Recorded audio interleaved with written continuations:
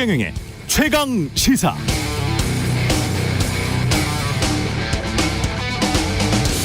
네, 그러니까 이런 논리였습니다. 복싱 경기를 하는데 상대방이 글러브를 벗어 던지고 주먹으로 때리고 핥히고 심판까지 달려들어 복부를 강타하는데 나는 계속 글러브 끼고 권투 경기를 지속하라는 말이냐. 난 그런 불공정한 경기 못하겠다.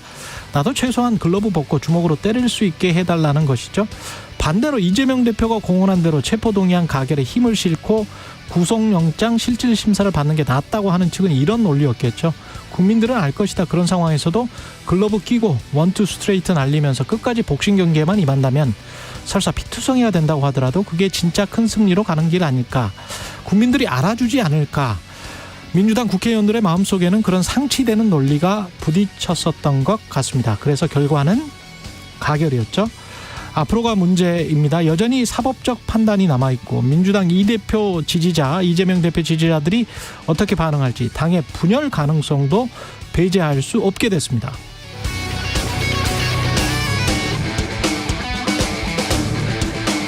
네, 안녕하십니까. 9월 22일 세상에 이익이 되는 방송 최경영의 최강시사 출발합니다. 저는 KBS 최경영 기자고요.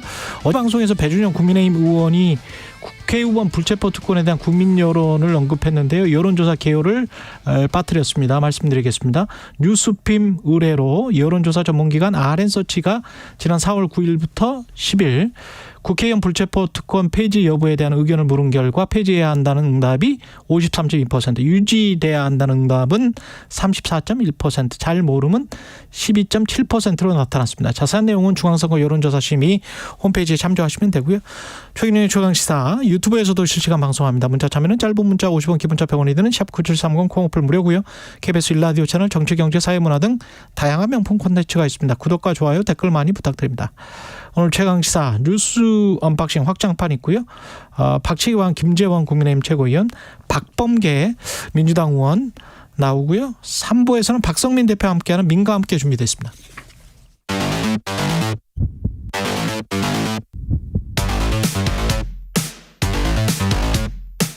오늘 아침 가장 뜨거운 뉴스 언박싱. 네, 오늘 뉴스 언박싱 확장판이 있는 날입니다. 민동기 기자, 김미라 평론가 나와 있습니다. 안녕하십니까? 안녕하십니까? 예, 어제 이재명 민주당 대표 체포동의안이 가결됐는데 현장에 음성이 준비되어 있습니다. 그 이야기 먼저 듣고 진행하겠습니다. 국회의원 이재명 체포동의안은 총 득표수 295표 중 가 149표, 부 136표, 기권 6표, 무효 4표로서 가결되었음을 선포합니다. 네, 김진표 국회의장의 목소리였고요. 가가 149, 부가 136. 예상하셨어요? 김민하 평론가는? 이게 그러니까 이 의결 정족수를 하나 넘겨가지고 가결된 거 아니겠습니까? 그렇죠. 그거를 예상했다라고 말할 수 있으려면 그건 신의 경지겠죠. 네.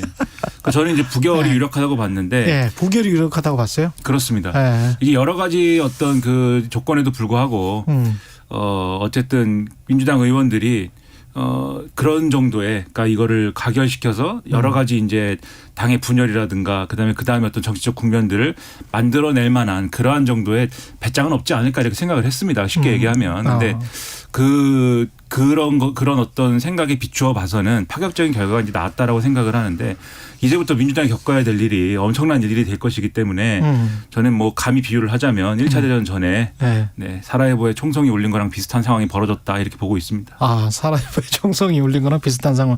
향후 전망들에 관해서 언론들이 여러 이야기를 하고 있죠. 일단 전망들이 여러 가지가 일단 나오고 있습니다.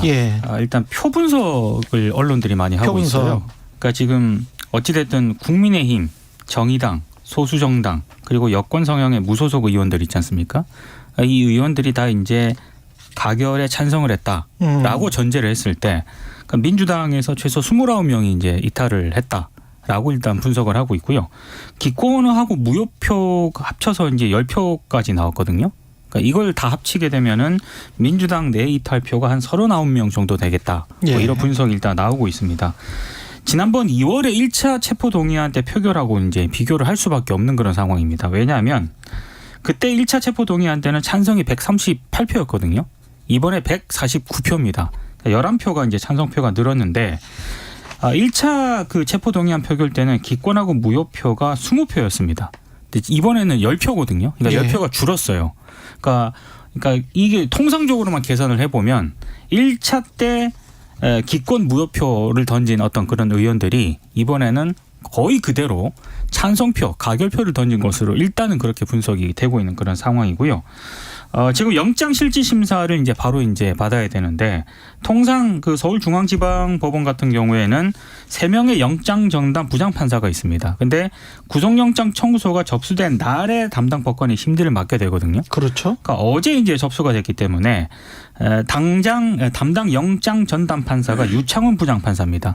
유창훈 부장판사가 이제 이재명 대표의 구속 여부를 결정할 것으로 보이는데 보통 한 25일에서 27일 중으로 심사기일이 지정될 가능성이 굉장히 높습니다. 앞으로 한 3, 4일밖에 안 남았군요. 네. 그런데 이제 변수가 하나 있는 게 이재명 대표가 단식을 하고 있는 그런 상황이고 건강이 악화가 됐기 때문에 영장실질심사 기일 연기를 신청할 가능성도 있거든요. 이렇게 되면은 추석 이후에 영장실질심사가 이루어질 가능성도 있습니다. 그거는 이제 앞으로 좀 상황을 봐야 될 것 같고요. 이제 재판부는 같은 재판부. 그렇습니다. 예. 일단 이재명 대표가 만약에 구속이 된다라고 한다면은 최초로 영장 심사를 통해 구속된 야당 대표라는 어떤 그런 불명예를 안게 될 수밖에 없는 거고요. 그리고 어찌됐든 정치적 타격을 입을 수밖에 없는 그런 상황입니다. 예. 근데 반대로 이제 법원이 영장을 기각을 할 경우에는 검찰이 지난 대선에서 불과 0.73% 포인트 차이로 윤 대통령에 패배한 야당 대표를 상대로 2년 넘게 이제 표적 수사를 벌이고 있다. 이런 비판 여론에 직면할 수밖에 없는 거고요. 특히 이제 굳이 제1야당 대표에 대해서 불구속 기소를 할 수도 있는 거 아니겠습니까? 그래서 이제 공판을 진행을 하면 되는 것인데 굳이 정기국회 회기 중에 이렇게 영장을 청구를 한 의도가 뭐냐 아마 이런 비판도 직면하게 될 가능성도 있습니다. 그러니까요. 사법적 판단에 따라서 또 민주당의 운명, 이재명 대표 운명이 또 갈릴 수도 있을 것 같고요.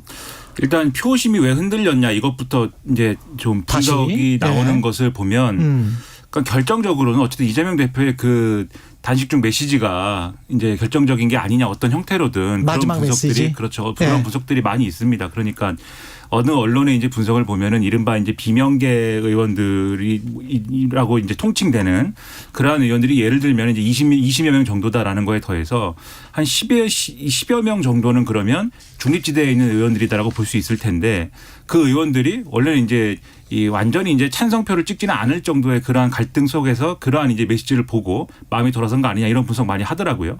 그래서 만약에 그 메시지가 저의 뭐 짧은 생각으로는 그 메시지가 그렇게 부결을 사실상 요구하는 메시지가 아니라 당당하게 가결을 요구하는 그러한 내용이었다라면 그렇다면 이 표결의 결과에 따라서 이어질 어떤 당의 내용이나 이런 것들의 폭은 훨씬 더 좁아지지 않았을까. 그러니까 분열의 어떤 그러한 이제 리스크를 줄일 수 있지 않았을까라는 생각이 들거든요.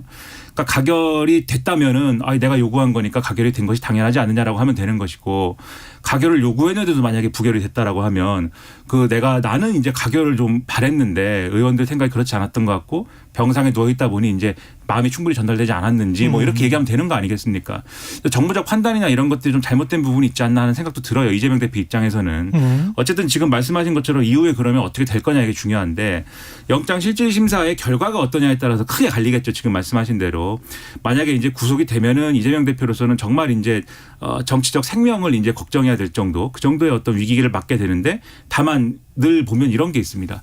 구속됐는데 법원에서 무죄 나오는 경우가 없는 게 아니죠. 그렇죠. 법원에서 이제 어떻게 판결이 또 나느냐에 따라까지 봐야 될 것이고 사법적으로는. 근데 그게 총선 전에 1심 판결이 날 수 있느냐 없느냐 그것까지 우리가 판단해야 되는데 여기서 이재명 대표의 정치적 생명이라는 건 대선까지 가는 걸 얘기하는 거고요. 불가능할 것 같죠. 그렇죠. 대선까지 가는 걸 얘기하는 거고.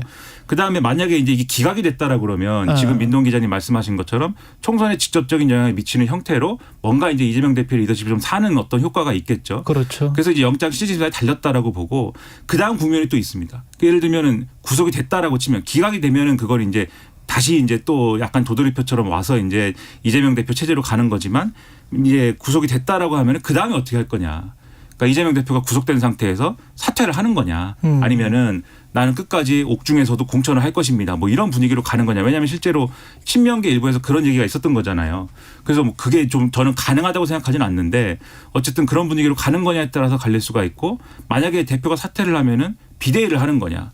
그럼 비대위는 누가 하는 거냐, 비대위원장은. 비대위의 성격은 전당대회까지 어떤 그 중간 과정인 거냐. 통합 비대위냐. 그렇죠. 총선까지 가는 어떤 혁신 비대위인 거냐. 이런 거 가지고 이제 싸우고 그러면 이 모든 과정을 우리가 과거에 이게 한 번씩 봤던 장면들이거든요. 그렇죠. 언제나 전쟁에 가까운 상황 속에서 이런 일들이 이루어졌습니다. 그러면 이재명 대표가 구속이 되는 상황이 되면 민주당은 총선 전까지 그야말로 전쟁의 상황에서 아마 이 상황을 감내해야 될 것이다. 이렇게 봐야 되는 거죠. 다만 이제 어제 잠깐 제가 들은 다른 방송 가서 이제 당원들의 민심도 굉장히 중요할 것 같아요. 그렇죠. 예. 다른 방송에서 이제 민주당 관계자로부터 들은 얘기는 그 왜 가결 쪽이 예상보다 많이 나왔느냐. 그 메시지 있지 않습니까? 이재명 대표의 메시지가 나온 어떤 그런 선우가 약간 바뀔 가능성도 있다. 이건 어차피 추정이니까요. 그렇죠. 왜냐하면 그러니까 당 지도부에서 어제 이제 그 본회의 표결을 앞두고요. 그 전부터 계속 개별 의원들을 접촉을 했다라고 해요. 예. 근데 개별 의원들 접촉을 하다 보면은 왜 그런 거 있지 않습니까? 분위기라든가 이런 걸 알 수가 있잖아요. 근데 좀 싸하다는 그런 표현이 있지 않습니까? 통화를 할 때. 예. 그 싸하다는 그 의원, 느낌이 나는 의원이 30명이 넘었다라고 합니다. 그래서 그래서 아마 이재명 대표가 그런 메시지를 나온 것이고 그렇다라고 한다면은 그 이재명 대표의 메시지가 큰 변수는 아니었던 것 같다. 애초 의원들이 좀 그럴 수도 그 있고. 부분에서 네. 그 부분에서 저도 이제 돌아다니다 보면은 여러 얘기를 듣게 돼요. 네. 근데 그 부분에서도 똑같이 저는 생각을 한 게 그러니까 만약에 이게 정말 내가 메시지를 냈다라고 하는 거에 대해서 분위기가 그랬다고 하더라도 아니 분위기가 예를 들면 이게 간당간당 하겠다라든지 네. 위험할 것 같다라고 판단을 했으면 제가 볼 때는 오히려 그럴 때 가결 메시지를 내는 게 맞다는 겁니다.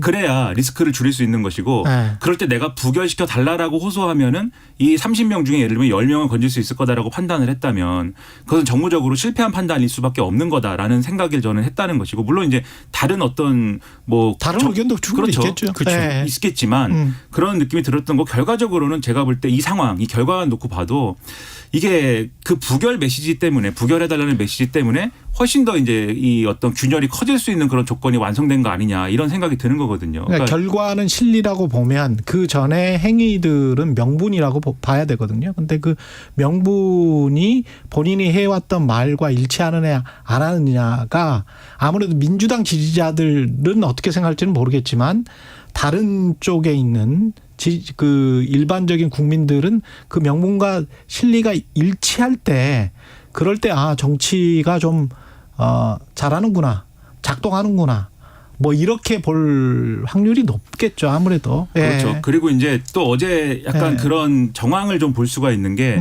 박강원 원내대표가 이재명 대표를 이제 병문안에 가지 않았습니까 어제 이 표결하기 전에.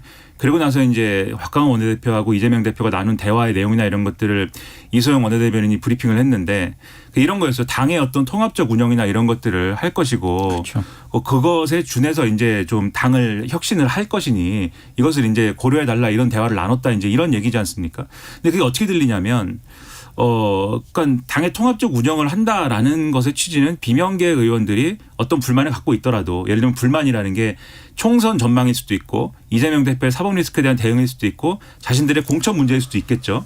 이런 불만을 갖고 있더라도 이번에 부결에 이제 표심을 실어주면 당신들을 예를 들면 공천 학살이라든지 또는 이 예를 들면 뭐 총선 전에 어쨌든 거취를 정리한다든지 뭐 이런 형태의 어떤 절충안을 마련할 수 있다라는 어떤 메시지로 들릴 수도 있어요 그게. 근데 만약에 그런 것들이 진행이 됐다면 그거야말로 또 국회의원들이 민주당 국회의원들이 좀 진짜 공천만 바라보면서 그러면서 정치를 하고 있는 것 아닌가 해서 저는 그런 뭐 찌라시가 좀 돌던데. 어제 많이 돌았습니다. 예. 그러면 더 큰 문제다라는 물론 생각이 들더라고요. 이소영 원내대변인 같은 경우에는 그건 사실 아니다라고 일축을 하긴 했습니다만 박강원 원내대표가 이재명 대표를 만나서 그런 얘기들을 할 때 실제로 구체적으로 어떤 얘기가 오갔느냐. 그래서 통합이라는 단어가 나왔는지 안 나왔는지도 그러니까 그 상황에서 왜 통합을 위해서 뭘 어떻게 이런 게 공천 나눠먹기처럼 들릴 수도 있거든요. 향후에.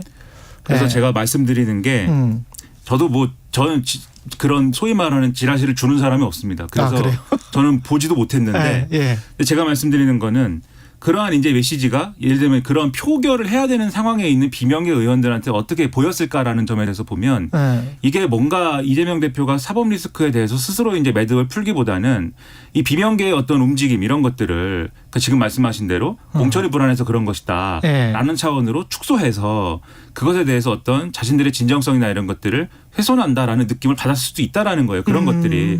근데 지금 제가 이런 말씀 드리는 게 또 왜냐면 지금 이제는 이제 완전히 이제 총성이 울려가지고 이 내전의 상황으로 가는 거 아니겠습니까? 어제 상황 보면은 좀 이따 뭐 말씀해 주실 것 같은데 최고위의 경우에는 이거 해당행위다라고 지금 규정을 하고 있어요. 이 이제 찬성 표결한 거는 해당행위다 분명히 지도부의 어떤 방침이나 이런 것과 어긋나는 것이기 때문에 최고위의 규정은 해당행위를 했다. 그렇죠. 그러면 국회의원들이 그렇죠. 그러면 어떻게 해야 되겠습니까? 해당행위를 한 사람들을 찾아내야 되겠죠. 그리고 실제로 이재명 대표의 지지자들은 찾아내겠다고 하고 있습니다. 어제 굉장히 격앙된 상태로 움직였는데 그런 것들을 종합을 해보면 이게 이재명 대표의 기대에 미치지 못하는 결과가 나왔고 만약에 이재명 대표의 기대에 미치는 결과가 나왔다면 당을 통합적으로 운영하지만 기대에 미치는 이 결과가 아니기 때문에 통합적으로 운영한다는 약속이 지켜질까에 있어서는 지켜지지 않을 수 있다라는 생각을 하게 되는 거 아니겠습니까? 그러니까 이런 것들이 사실 어떤 그 당의 어떤 리스크라든가 이런 분열의 어떤 그러한 폭을 더 키우는 상황이 될 수밖에 없는 거여서 여러모로 이것에 대응해 저는 이 정치적으로 보면 정치인의 대응으로 보면 평가하면 이 이재명 대표의 대응은 아쉬운 대응이다라고 생각을 하는 겁니다. 지금 당장 그래서 이제 결과적으로는 박강원 원내대표 등 원내 지도부가 지금 사퇴를 해버렸습니다. 그러니까 지금 어제 이제 의총을 가졌는데요. 의총 직후에 이소영 민주당 원내대변인이 브리핑 내용을 잠깐 소개를 해드리면 일단 이재명 대표 체포 동의안 표결 결과가 지도부의 요청과 다른 방향으로 나왔기 때문에 이 모든 상황에 대한 책임을 지고 박광원 원내대표가 사의를 표명했다. 이렇게 브리핑을 했습니다. 이 시간부로 원내대표단은 총사퇴다 이렇게 얘기를 했고요. 조정식 사무총장하고 사무총장 산하 정무직 당직자들도 모두 사의를 표명했다. 이게 이제 브리핑 내용입니다. 다만 이제 장 지도부 최고위원들은 사퇴하지 않기로 했는데요. 민주당 최고위원회가 어젯밤 11시 43분쯤에 입장문을 공식적으로 발표를 했거든요. 근데 여기 내용을 보면 아까 김민하 평론가가 얘기한 그런 부분 일단 그 최고위원들이 조속히 당을 안정시키고 이재명 대표를 끝까지 지켜낼 것이다라고 얘기를 하면서 차기 원내대표는 또 빠른 시일 내에 당헌 당규에 따라 선출하겠다라고 얘기를 했는데요. 일단 체포동의안에 대한 본회의 가결 투표는 용납할 수 없는 명백한 해당 행위다라고 규정을 했고 또 아울러 이재명 대표가 단식을 지속하는 것은 건강에 치명적인 손상을 줄 수 있기 때문에 중단을 해야 된다. 뭐 이런 입장을 내놓았습니다. 근데 어제 의총에서는 뭐 지도부가 총사퇴해야 된다. 이런 주장도 나왔고요. 원내 지도부가 사퇴를 해야 된다. 뭐 이런 주장이 서로 맞섰다라고 하는데 아무래도 이제 비명계 의원들은 당 지도부가 책임을 져야 된다 이런 좀 주장을 한 것으로 일단 언론에 보도가 되고 있습니다. 그러니까 이게 분위기가 그래서 묘해질 수밖에 없는 게 예를 들면 이재명 대표가 최고위를 주재할 수 없는 상황이라고 하면 지금 그런 상황이지 않습니까? 병원에 있으니까. 그럼 원내대표가 주재를 해야 되거든요. 원내대표가 이제 그만둔 거 아니겠습니까? 사퇴한 것이잖아요. 그러면 이제 이 수석 최고위원인 정청래 의원이 이 최고위를 주재를 하게 되는 거죠. 그런데 이 언론의 분류상으로는 소위 말하는 뭐 친명 강경파 뭐 이렇게 돼 있는 거잖아요. 정청래 의원이. 그러니까 이런 것들에 대한 수싸움이나 이런 걸로 여의도 정치를 보는 사람들은 막 이런 얘기를 하기 시작해요. 이제 누가 그러면 앞으로 뭐 예를 들면 지도부 선거를 하면은 누가 대표가 될 것이고 비대위원장은 누가 되면은 어느 쪽이 유리할 것이고 이런 모든 조건들이 다 민주당 분열과 그다음에 비생산적인 어떤 갈등의 요소가 되는 것이기 때문에 이걸 잘 관리하면서 당의 혁신까지 가는 게 중요한데 기왕 이런 일이 벌어졌다라고 하면 어쨌든 이걸 생산적으로 혁신의 어떤 동력으로 삼아야 되는 그런 상황을 만들어야 되지 않습니까? 근데 지금 이제 어제까지 일단 어제의 움직임은 그런 상황과는 좀 거리가 멀었고 의원총회가 상당히 살벌했던 것 같습니다. 그래서 이 언론에 이제 인용 보도된 이제 의원총회 하다 나온 이제 의원의 말을 보면은 누구 하나 잡을 분위기다라는 얘기도 있고 심지어 이제 홍익표 의원은 나는 탈당을 하고 싶다 이런 얘기도 했다고 하는데 그 정도로 이제 분위기가 살벌했다는 거예요. 근데 그건 이제 하루로 그치는 것이고 최대한 이 혼란을 수습하는 게 우선이기 때문에 이 혼란의 수습 과정에서 예를 들면 누가 유리하고 누가 먼저 가고 뭐 이런 얘기가 최대한 없도록 하는 게 지금 과제입니다. 그래서 오늘부터는 민주당이 이것을 제대로 해내느냐에 따라서 국민의 신뢰가 회복되느냐가 달렸기 때문에 그거에 대해서 집중을 해야 된다는 거죠. 근데 이거를 일종의 이제 이것도 어떤 검찰이 정말 공정하게 수사를 하면서 야당 대표를 탄압하는 것이냐 안 하는 것이냐 이 어떤 관점으로 접근해 볼 필요도 있어요. 왜냐하면 그 민주당 측의 주장뿐만이 아니고 영장을 꼼꼼히 읽어보면 저는 이 부분이 개인의 정치적 목적을 위해 조폭 출신 주가 조작 세력과 유착하면서 경기도지사라는 막중한 지위를 악용하였을 뿐만 아니라 이걸 뭐 팩트와 증거로 잘 설명하면 그렇다고 치고요. 이 부분은 그렇다고 치고 핵위협을 자행하는 북한을 상대로 한 UN 대북 제재의 무력화를 시도하여 국제 안보까지 위협한 국기문란에 가까운 중대범죄. 이러면 북한과 남북 대화를 하고 평화적으로 좀 접근하려고 하는 거는 국기문란에 가까운 중대범죄라는 건지 이런 범죄가 한국에 있습니까? 사실 저는 그 부분을 좀 지적을 하고 싶은데요. 이게 무슨 말인지 모르겠어요. 한동훈 법무부 장관이 어제 이제 야당 대표에 대한 왜 구속이 필요한지를 국회 본회의장에 나와서 이제 설명을 하면 되는 거 아니겠습니까? 보안법인가? 근데 이렇게 설명을 할 때 어제 그 한동훈 장관이 준비했던 그 전문이 또 이제 공개가 됐어요. 그 공개가 됐는데 그 전문이 굉장히 깁니다. 저도 받아봤습니다. 그거를 다 읽으면요. 뭐 어떤 분들 한 1시간 걸리겠다 이런 얘기까지 하고 있거든요. 그런데 그 많은 분량에 지금 최경영 기자께서 얘기한 그런 부분도 있는데 굳이 그렇게 그런 어떤 내용까지 포함시킬 필요가 있었느냐. 좀 법무부 장관의 태도는 이제 온당한 태도는 아니었다라고 생각합니다. 아니 이게 청취자 여러분 한번 들어보세요. 핵 위협을 자행하는 북한을 상대로 한 이 정치적인 거죠. 북한 나쁜 거 우리 항상 인정하죠. 뉴스 언박싱에서 UN 대북 제재 무력화를 시도하여 그러면 국제법을 위반한 건가? 국제 안보까지 위협한 국기문란에 가까운 중대범죄. 그럼 국가보안법인가 무슨 안보를 뭐 어떤 범죄라는 거죠? 이게 어떤 범죄를 했다는 거죠? 그러니까 불명확한 거죠, 그게. 그러니까 평론가가 할 수 있는 말인 거죠. 그러니까 북한에 돈을 줘서 북한에 돈을 주도록 하여 이게 검사들 구속영장에 이게 되나? 북한에 돈을 주도록 하여 북한이 그 돈을 받아서 핵 개발에 쓸 수도 있었던 거 아니냐 뭐 이런 건데 그런 건 평론가가 하는 말이죠. 아니 그러니까 정치인들이 하는 말이에요. 이거는 진짜. 평론가도 하겠죠. 근데 어떤 평론가는 그렇죠. 네, 그러니까 한동훈 장관의 어제 태도에 대해서 말씀드리면 그게 이 얘기를 하니까 민주당 의원들이 반발하고 막 소리를 지르지 않았습니까? 그 소리 지른 것 중에 여기가 법정이냐라는 것도 있었거든요. 근데 저는 그 느낌이 들었어요. 이게 법정이냐. 그러니까는 한동훈 장관의 어제 그 태도는 대단히 예를 들면 검찰이 굉장히 그런 중요한 수사, 언론의 시선이 집중된 수사에서 구형할 때 있지 않습니까? 그렇죠. 이 범죄가 얼마나 중한 범죄인지를 막 이렇게 강조하는 그런 투로 얘기를 막 했거든요. 어제 얘기를 하다 한 8분 정도 얘기를 하다 끊기고 다시 얘기를 하고 뭐 이런 과정이 있었는데 한동훈 장관이 취임하기 전에 그 체포동의안의 내용에 대해서 설명한 역대 법무부 장관들이 시간이 제일 길었던 게 6분입니다. 6분. 근데 한동훈 장관 30분씩 얘기하잖아요, 지금. 30분이 뭐 정확하게 잰 건 아니지만 마무리하겠다라고 한 게 7분 정도 됐어요. 그러니까 거의 막 그렇게 얘기를 하는데 과연 그런 태도가 맞는 거냐? 이것은 체포동의안이라는 안건을 처리해달라고 하고 안건 내용을 설명하는 것이지 검사가 구형하는 자리가 아니지 않습니까? 정확하게 어떤 혐의고 요지가 어떤 거냐만 설명하면 되는데 그러한 정치적인 방식으로 설명을 하니까 오히려 민주당 입장에서는 할 말이 막 생기지 않습니까? 그러니까 그런 걸 왜 하는가? 이게 만약에 정치적인 목적을 가지고 하는 거라면 그건 좋은 정치가 아니고 나쁜 정치 아닙니까? 그래 똑똑한 게 아니고 덜 똑똑한 것 같아요. 그래서 저는 한동훈 장관이 매번 얘기가 이렇게 나올 정도면 스스로 좀 돌아봐야 되지 않는가 이제는 그런 생각을 했습니다. 그리고 날씨 교통정보 듣고 뉴스 언박싱 계속 이어가겠습니다. 출근길 날씨 정보입니다. 밤사이 기온이 크게 떨어져 공기가 서늘해졌습니다. 지금 중부지방은 15도 안팎, 남부지방은 18도 안팎을 보이고 있는데요. 한낮에는 서울, 대구 26도, 광주와 부산 27도 등으로 어제보다 2도에서 5도 정도 높아 다소 덥게 느껴지는 곳이 많겠습니다. 큰 일교차를 주의하셔야겠습니다.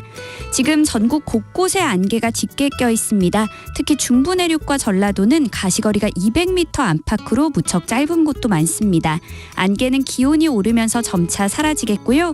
오늘 중부지방은 대체로 맑겠고 남부지방도 차차 구름량이 줄어들겠습니다. 다만 제주도는 늦은 오후까지 5에서 30mm 정도의 비가 가끔 내리겠습니다. 현재 서울의 기온은 15.5도입니다. 날씨 정보 송소진입니다. 이어서 이 시각 교통 상황을 KBS 교통정보센터 이현 씨가 전해드립니다. 네, 추석 연휴 앞두고 이번 주 바쁘게 지낸 분들 많으실 텐데요. 서울시내 강 서쪽의 소통은 평소보다 수월한 편입니다. 강 동쪽의 정체는 오늘도 여전한 모습인데요. 강변으로 행주에서 동작대교까지 1시간 정도 예상됩니다. 올림픽대로 행주에서 성산대교 쪽으로 답답하고요. 여의하루에서 한강대교 쪽으로 막히고 있습니다. 서해안고속도로 목포 쪽입니다. 수산터널 부근에서 주춤하다가 팔곡 분기점에서 용담 터널 쪽으로 밀리고 있고요. 비봉이나 팔탄 분기점 부근에서 속도를 줄이고 있습니다. 그리고 서평택에서 서해대교 쪽으로 막히는 이유는 작업을 하고 있어서입니다. KBS 교통정보센터였습니다. 네, 뉴스 언박싱 민동기 기자 김민아 시사평론가와 이어가고 있습니다. 어제 진짜 호정사상 최초가 많았습니다. 한덕수 국무총리 해임 건의안도 국회에서 가결됐는데 이것도 헌정사상 최초죠. 예, 찬성 175, 반대 116, 기권 4명으로 한덕수 총리 해임 건의안이 가결이 됐습니다. 일단 민주당 의원들하고요, 정의당, 야권 성향 무소속 의원들이 찬성표를 던진 결과로 일단 해석이 되고 있습니다. 지금까지 김황식 전 총리 등을 대상으로 총리 해임 건의안이 8차례 발의가 된 적은 있습니다만 가결은 모두 폐기되거나 부결됐습니다. 그렇죠. 가결은 처음입니다. 민주당이 한덕수 총리 해임 건의안을 제출한 이유는요, 이태원 참사, 그리고 잼버리 사태, 후쿠시마 제1원전 오염수 방류 과정, 해병대 상병 순직 사건 등에서 전혀 책임지지 않고 무책임한 모습을 보였다는 그런 지적을 하고 있고요. 그러니까 사실상 윤 대통령을 대신해서 한덕수 총리가 지금까지 국정 운영에 책임을 지라, 이런 의미가 상당히 좀 깔려 있는 것 같습니다. 국민의힘은 반발했습니다. 내부 갈등 에너지를 외부로 돌리기 위해서 민주당이 정부의 총구를 겨누고 있다, 정쟁용이다, 이렇게 비판을 하고 있는데 어찌됐든 가결이 됐고요. 한덕수 총리는 해임 건의안이 통과된 다음에 간부들과 회의를 했다라고 하는데 지금과 같이 열심히 일하자, 이런 취지로 짧게 이제 입장을 내놓았다라고 합니다. 근데 결국에는 윤석열 대통령 책상 위로 올라가는 거 아니겠습니까? 근데 거부권을 행사할 가능성이 상당히 높다라는 게 대다수 언론들의 전망이고요.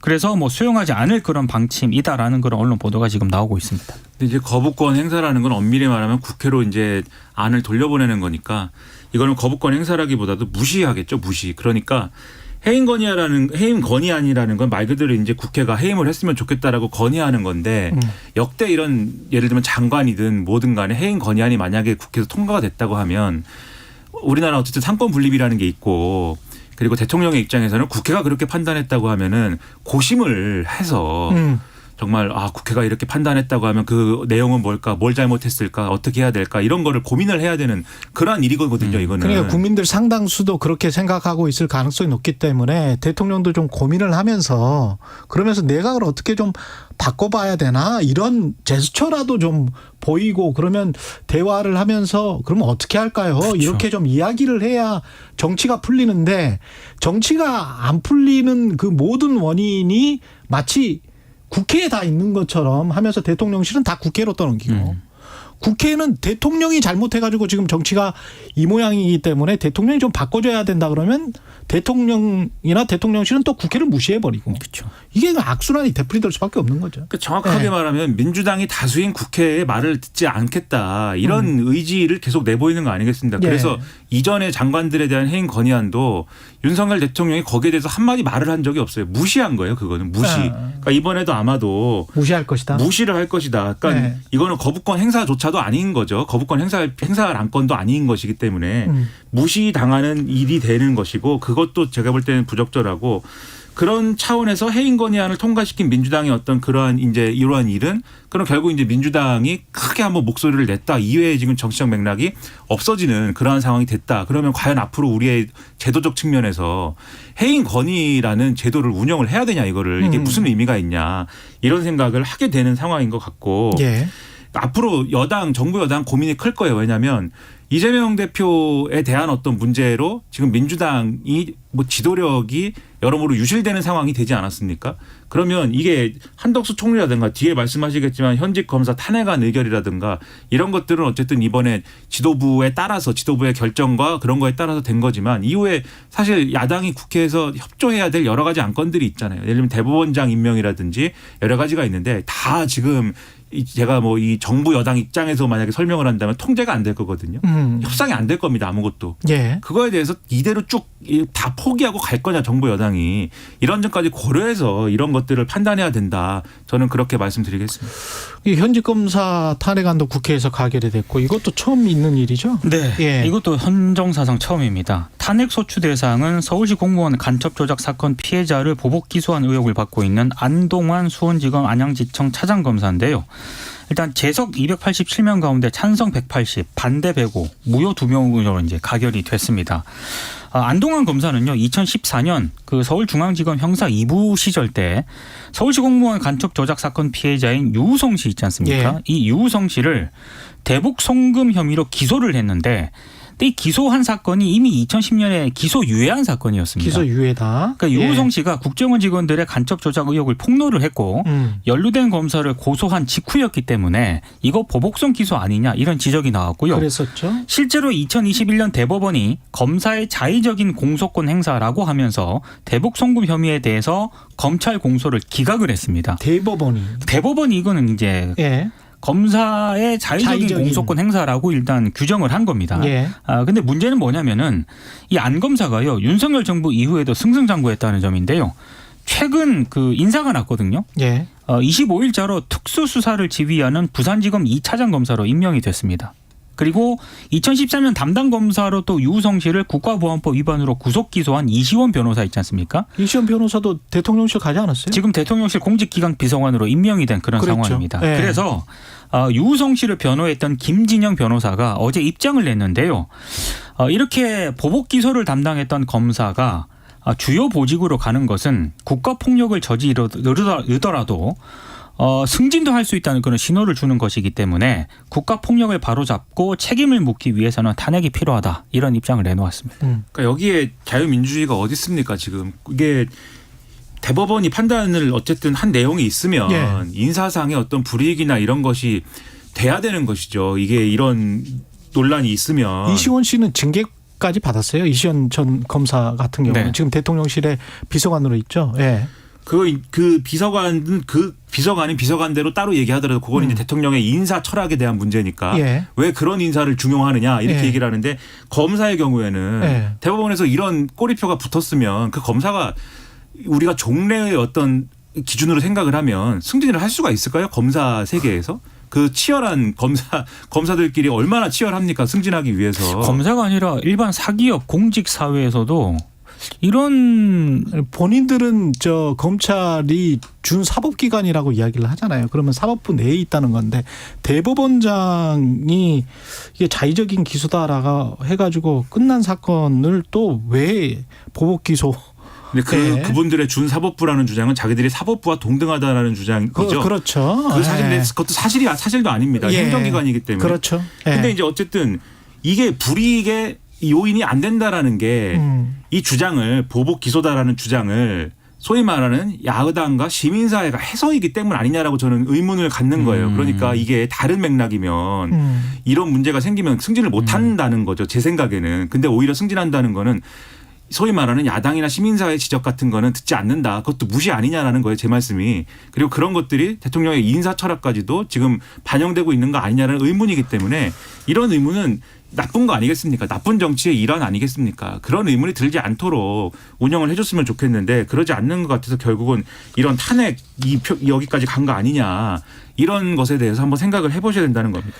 국민의힘은 탄핵 소추안 표결에 앞서서 안 검사가 기소유예했던 사건을 다시 수사해서 기소할 만한 사정 변경이 있었다. 지금 안 검사의 주장도 안동환 검사의 주장도 사정 변경이 있었고 새로운 뭐 증거들이 발견됐기 때문에 기존 처분을 바로잡은 것일 뿐이다. 이렇게 이제 주장을 하고 있는데 정말 공교롭게도 수십만 건의 사건을 압수수색하고 기소하고 그러잖아요. 그렇죠. 대한민국에서는 딱 한 기관. 다른 나라는 뭐 수십 개에서 수백 개의 기관, 100개가 넘는 기관이 기소를 하고 압수수색을 하고 그러는데 대한민국에서는 검찰만 하는 거예요. 근데 검찰이 딱 한 사람만 계속 이건 너무 보복 아니야? 이상한 거잖아. 자의적인 거잖아. 라고 대법원이 판결을 했잖아. 그렇죠. 그런 거를 이야기하는 거예요. 예. 검사들이나 검찰이 당신들 너무 정치적이고 너무 이렇게 아나무인 아니야? 라는 사회적인 비판이 있잖아요. 그걸 좀 겸허하게 좀 받아들이세요. 그러니까 검찰 수사 모든 검찰 수사가 정당성을 가지는 건 아니지 않습니까? 그렇죠. 근데 이렇게 법원에 의해서 문제가 있다라고 지적을 받는 부분에 대해서는 검찰 스스로도 좀 되돌아볼 필요가 있는 거죠. 검사가 최고인 시절이어서 뭐 검사 출신이 뭐 금감원장도 하고 그렇습니다만은 한국 경제는 뭐 그렇게 좋지는 않습니다. 검사들이 다 그렇게 능력이 있는 것 같지는 않고요. 네. 수사에 대해서 능력이 있겠지만 여타 다른 분야에 대해서도 다 탁월하겠습니까? 그러지 않은 것인데 그러니까 이 정부에서는 오히려 그러니까 야당이 욕을 먹으면 더 잘 나가고 야당이 비판을 받으면 더 훌륭한 사람이 되는 듯한 그런 분위기가 형성되면 그러면 안 되는 거죠. 그게 아닌 그런 좀 공정한 통합적인 그러한 국가 운영을 바라는 것입니다. 그래서 말씀드리는 것입니다. 미국 연준은 기준금리를 동결했고 한국 경제에는 윤석열 정부는 계속 미국 금리 인하하기만을 바라는 천수답 경제를 내년 봄까지도 이어갈 것이 확실해 보이네요. 탈출구가 없습니다. 한번 더 올릴 것 같다는 얘기도 있습니다. 매파적 이 동결이라고 하는데 무섭습니다. 네. 불안합니다. 지금까지 민동기 기자, 김민아 평론가였습니다. 고맙습니다. 고맙습니다.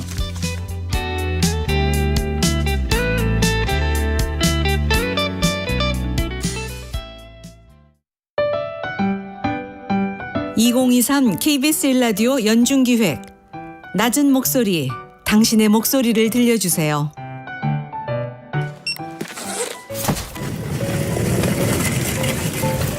안녕하세요. 저는 송파동에서 택배업하고 있는 신재광입니다. 저는 한 20년 정도 됐습니다.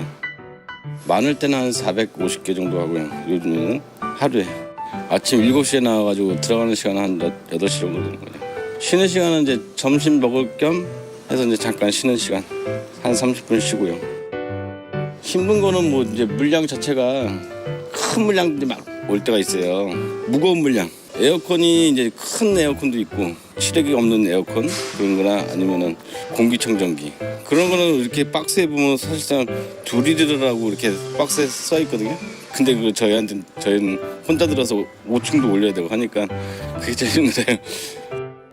언제쯤 오냐 하고 이제 문의하는 게 전화로 하시거나 문자를 주시면은 그게 저희는 한번 쳐다보게 되면 시간이 그만큼 또 딜레이가 많이 돼요. 저희는 가기 전에 시간을 다 이렇게 구분을 해서 문자를 드리니까 그 시간대만 좀 기다려주시면 되는데 그걸 못 참으시는 분들이 많더라고요. 저는 뭐 택배를 이제 좀 오래 했으니까 그래서 그런지 몰라도 저희 지역에서는 뭐 편안하게 기다리시면 될 것 같습니다. 다른 문의 없이. 그리고 또 추석 잘 보내시고 그런 게 제일 좋은 거죠.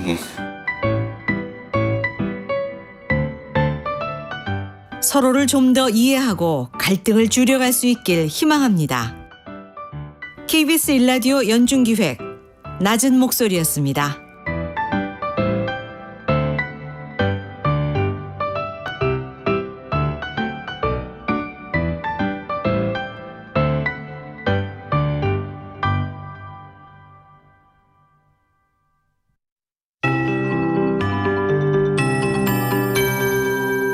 KBS 58분 날씨.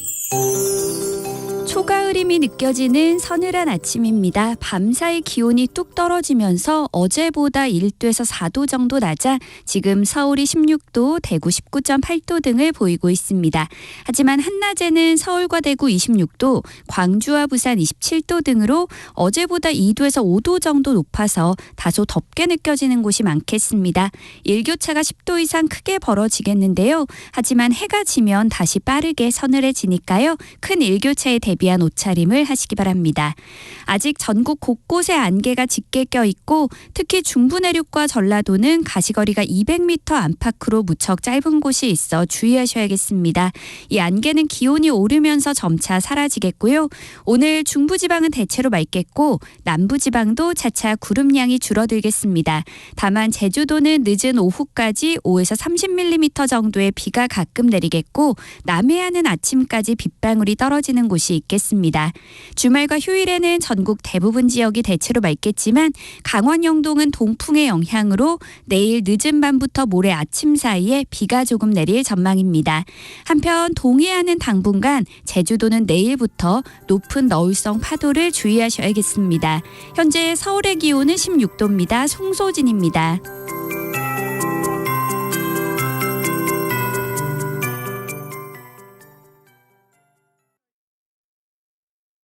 정성을 다하는 국민의 방송 KBS가 8시를 알려드립니다.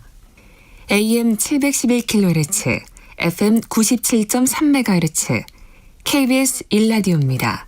HLKA.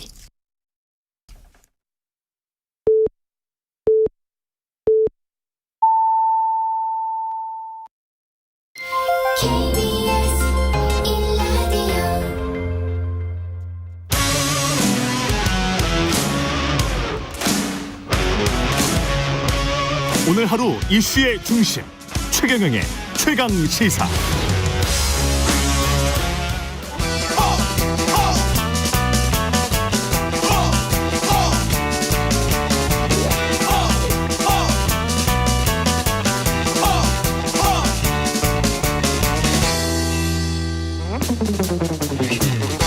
네, 링 밖으로 나간 박재규와 만나는 시간입니다. 국민의힘 김재원 최고위원 자리하셨습니다. 안녕하십니까? 안녕하세요. 가결됐는데 헌정사상 최초라고 합니다. 야당 대표가 이제 체포영장 실질 심사를 받게 됐는데요. 이거는 예측하셨습니까? 제가 수없이 이야기했는데요. 예. 이재명 대표에 대한 체포동의안은 이번에는 국회에서 당연히 가결될 것이다. 그리고 이재명 대표는 법원의 영장 실질 심사를 받게 될 것이고, 예. 그렇게 됐을 때 제가 아는 한도에서는 구속될 것이다. 그렇게 공언해 왔죠. 예, 그거는 이제 사법부의 판단이 남아 있고요. 네. 예, 뭐가 어떤 영향을 미쳤을까요? 민주당 내부에서? 여러 가지 이야기 하는데 저는 그것이 아니고 민주당이 그래도 김대중 대통령 이후에 우리나라 민주주의의 발전에 크게 기여한 정당이고 그 내부에는 나름대로 민주화를 이끌어온 사람들 또는 민주당을 이어가려는 그런 메인스트림이 있을 텐데 이재명 대표 같은 사람에게 이 당을 맡기고 계속 끌고 가겠다고 생각하면 이 당이 온전하게 갈 수 없다고 생각하는 많은 분들이 있다고 믿어요. 물론 네. 그중에 이해관계나 여러 가지 때문에 지금 끌려다녔지만 그래서 이번 그 표결에서는 저는 체포동의안이 반드시 가결될 것이다. 그렇게 판단을 했었고 그것이 지난번 그 체포동의안 문제는 첫 번째 체포동의안이었고 그때 당시에 무효표가 꽤 나오지 않았습니까? 예. 이번에도 사실 무효표가 10표나 나왔어요. 예. 그러면 한 표에 당락이 갈렸다 이렇게 이야기하지만 그분들도 사실은 이제 찬성 의견이 있을 수 있는데 다만 여러 가지 이 상황에서 무효표로 만든 것 아닌가, 무효표 또는 기권한 것 아닌가, 흔쾌하게 찬성하지는 못한 것이겠죠. 국민의힘에서는 100% 가로 찍었을까요?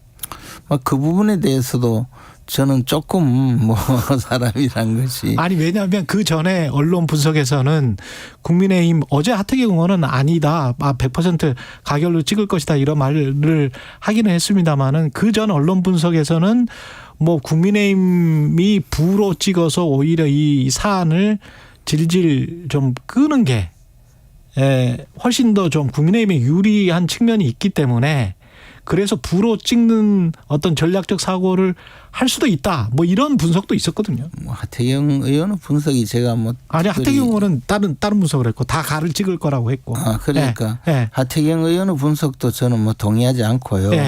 그렇다고 해서 그 소위 그런 전략적인 측면에서 이것을 기각시켜서 부결시켜서 우리 그 국민의힘이 반사 이익을 얻겠다고 생각하는 것도 너무나 이제 좀 너무 많이 나간 거다. 그 단세포적인 단세포적이다.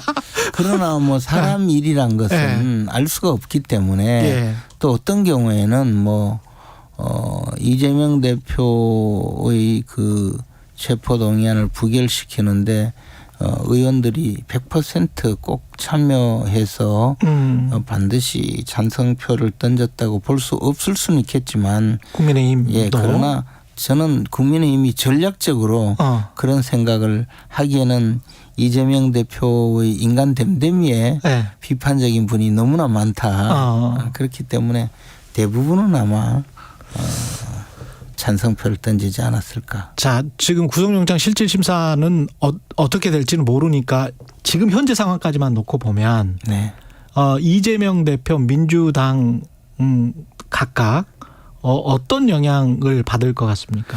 이재명 대표는 이제 강화도에 위리안치된 연산군 수준이 됐죠. 그러니까 일단 체포가 되어서 완전히 그 대표직에서 물러나서 뭐 저 대표에서 박탈된 것은 아니지만 일단 폐위가 돼서 위리안치된 것처럼 사실상은 뭐 그렇게 된 상태인데 여기서 설사 저는 그렇게 생각해요. 여기서 설사 법원에서 부결되어서 영장이 기각되어서 돌아온다 하더라도 이제 그 리더십의 상당 부분은 잃어서 총선을 치르겠다고 나서기에는 저는 어렵다고 봐요. 그래요? 네. 오히려 이제 그게 기각이 되면은 이재명 대표 측에서는 당연히 야 이거 2년 동안 내내 민주당 주장으로는 2년 동안 내내 끌었는데 이렇게 기각됐지 않느냐라고 주장할 수 있지 않을까요? 그러나 이제 뭐 법원의 영장 심사 내용이 범죄는 인정되나 도망갈 염려가 없다든가 뭐 그럴 가능성이 크기 때문에 범죄 혐의는 인정되나 뭐 대선 때 이 검증 업무를 총괄 지휘한 그 클린선거 전략본부장이었거든요. 그래서 백현동 사건이나 뭐 이런 부분에 대해서 상당히 많이 접했기 때문에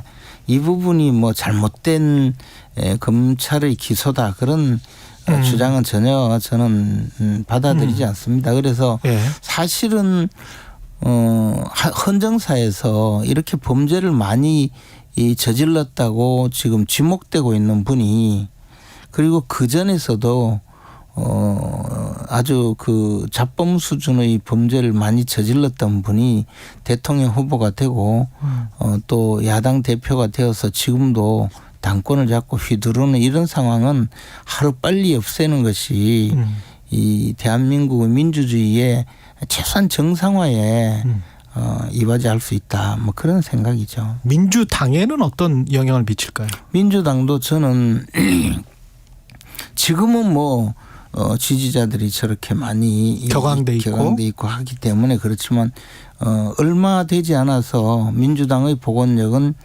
다시 회복이 되리라고 봅니다. 다만 과연 이재명만큼 리더십을 발휘할 사람이 있느냐 뭐 그런 주장을 하는 분들이 있는데요. 또 박광원 원내대표가 사퇴하지 않았습니까? 그러면서 지금 정청래 최고위원이 수석 최고위원으로서 원내대표 대행을 하게 됐죠? 아니 원내대표 대행이 아니라 당대표 대행으로서 이 당권을 지금 그렇게 되나요? 행사하는 형식이 되었는데 뭐 정청래 천하가 며칠 가겠습니까? 의원들은 원내대표를 또 선출하겠죠. 그렇게 해서 빠른 시일 내에 복원력을 회복할 것이고 법원의 영장실질심사에서 만약에 이재명 대표가 구속되면 그러면 이제 민주당은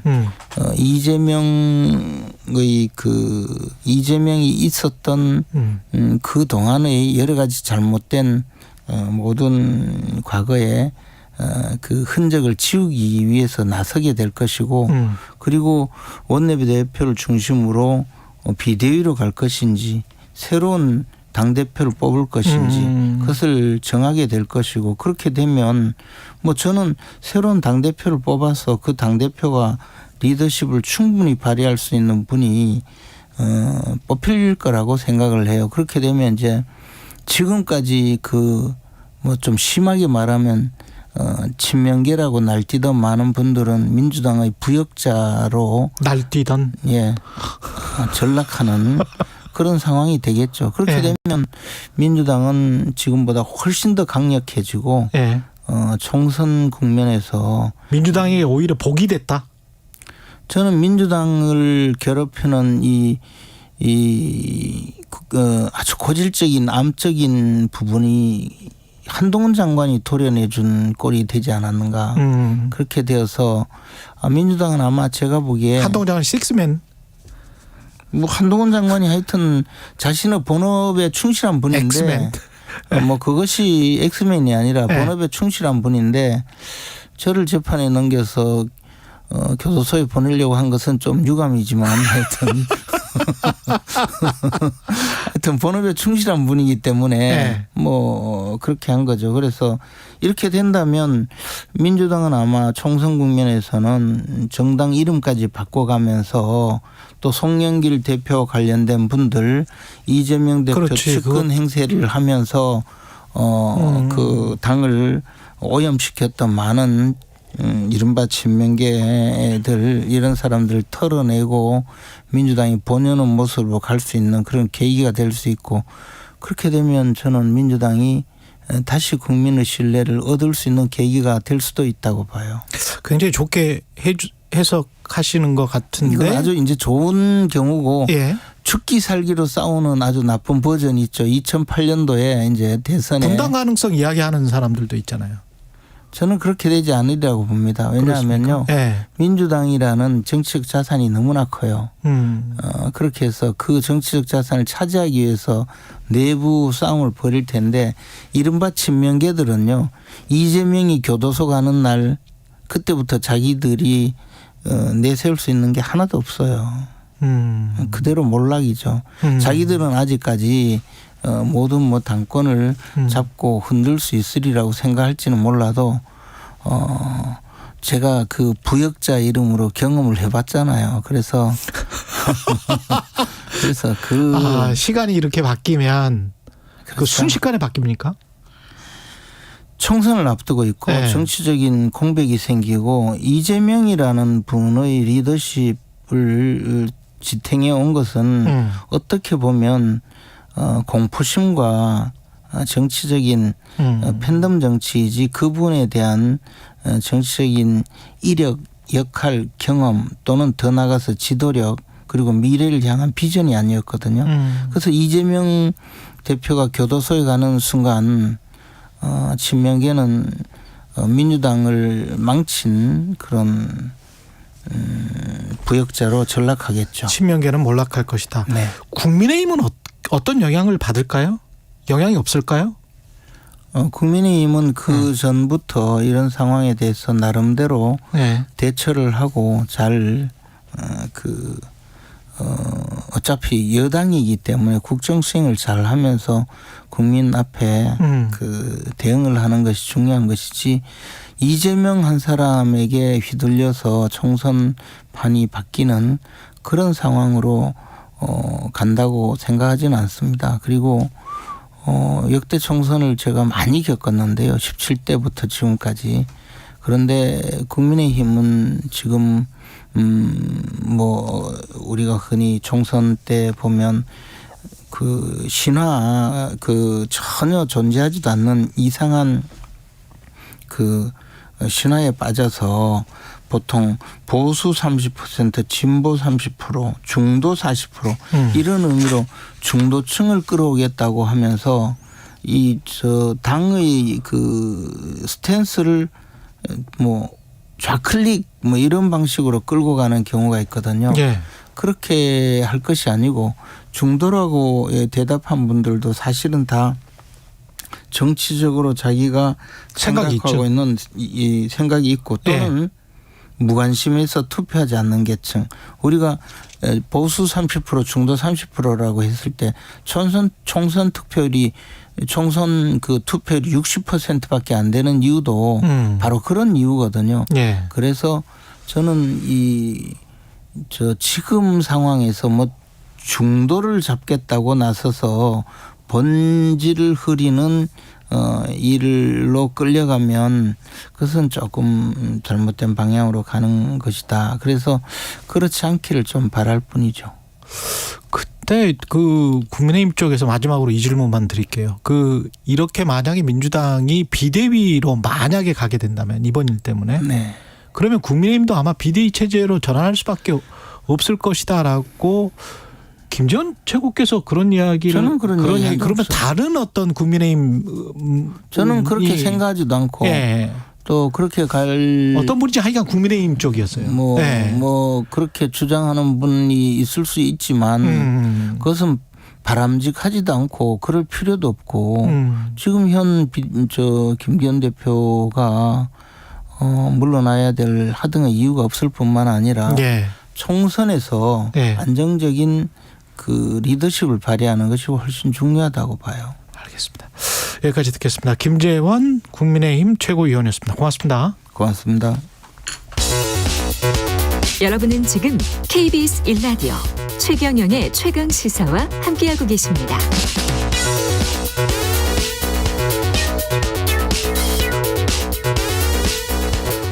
네, 쌍방울 대북 송금과 백현동 개발 특혜 의혹 등으로 구속영장이 청구된 더불어민주당 이재명 대표에 대한 체포동의안이 어제 가결됐고요. 박광원 민주당 원내대표 등 원내지도부가 총사퇴하기로 했습니다. 관련해서 민주당 상황 들어보겠습니다. 박범계 더불어민주당 의원 전화 연결돼 있습니다. 안녕하세요. 네, 반갑습니다. 예, 안녕하신 상황은 지금 아닌 것 같긴 합니다. 예, 맞습니다. 예. 상담하기 데 없습니다. 결과는 예상하셨어요? 예상을 하지 못했습니다. 예. 부결로 예상을 하셨군요. 예, 뭐 압도적이진 않지만 그래도 부결이 되지 않을까 그런 희망 섞인 기대를 했는데 예. 조금 뭐 표결 직전에 조금 술렁술렁거리고 좀 상황이 안 좋다라는 그러한 분위기들은 전달은 되긴 됐습니다. 부결이 왜 됐을까요? 아니 가결이 왜 됐을까요? 지난번 1차 구속영장 청구 체포동의안 때와 지금 2차 가결 시에 비교를 해보면 거의 한 39명 정도의 생각이 바뀌지 않은 의원들이 당내에 계시지 않는가. 예. 저희들이 이재명 당대표의 단식이 있었고 또 시국을 걱정하는 윤석열 검찰 독재 국정 파탄을 걱정하는 또 민주주의 후퇴를 걱정하는 그러한 촛불 집회 문화제를 지속적으로 열었고 총력 투쟁 결의대회를 그저께 열었거든요. 예. 그리고 의총에서 당론은 아니지만 그와 유사한 부결을 요구하는 원내대표의 얘기도 있었고 그런 상황에서 변화가 없다라는 것은 이미 이재명 당대표 또 민주당을 보는 관점이 완전히 다른 의원들이 계시지 않는가 하는 생각이 듭니다.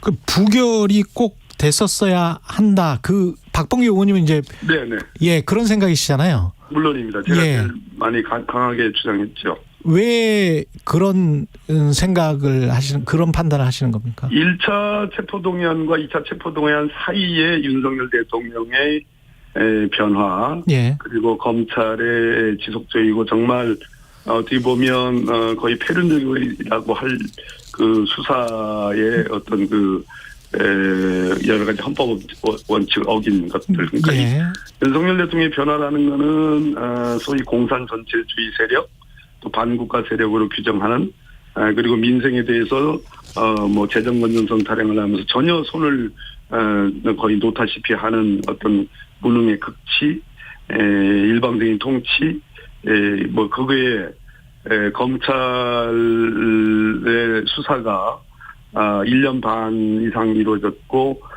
단식을 하는 피의자를 1시간 50분 더 조사하기 위해서 내일 모레 또 나와라 하는 그런 모습들을 보면서 특히 어제 한동훈 장관의 체포동의안 설명의 전체적인 태도와 내용과 분량, 시간 이런 걸 합쳐보면 저희들이 규정하고 있는 완전한 검찰 독재 국가라는 것이다.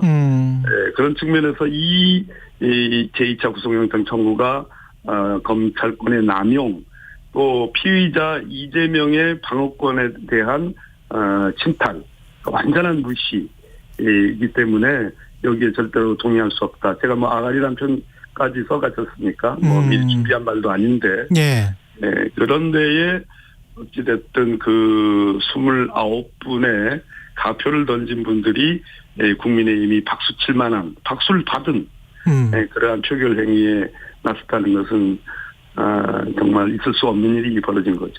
명백한 정치 탄압에 동조했다 이렇게 지금 말씀을 하고 계시는 건데 그렇습니다. 그 결과적으로 지금 방금 김재원 최고위원은 네. 그러나 이 결과로 민주당의 친명계는 몰락할 것이다 이렇게 이야기를 했거든요. 정치적으로는 그럴 수밖에 없다. 어떻게 생각하세요? 그것은 뭐 그분의 바람일 거고요. 바람이다.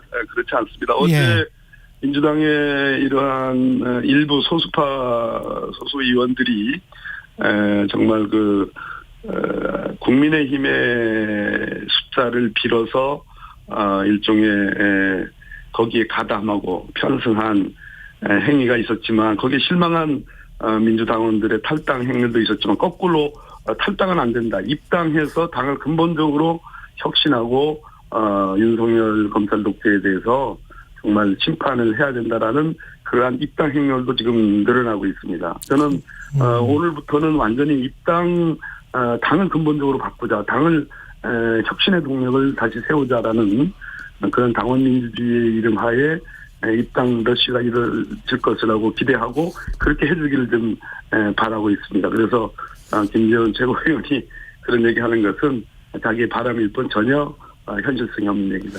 김재원 최고위원의 말을 통해서 다시 한번 반론을 또 여쭤볼게요. 구속영장이 기각돼도 이재명 당대표가 이번 정치적인 손해는 너무 크기 때문에 폐위된 연산군처럼 지낼 수밖에 없다. 이런 이야기를 지금 하고 있습니다. 어제 최고위원회 결과를 보시면 아실 텐데 제가 잠시 최고위원회도 잠시 이제 참석을 했었는데요.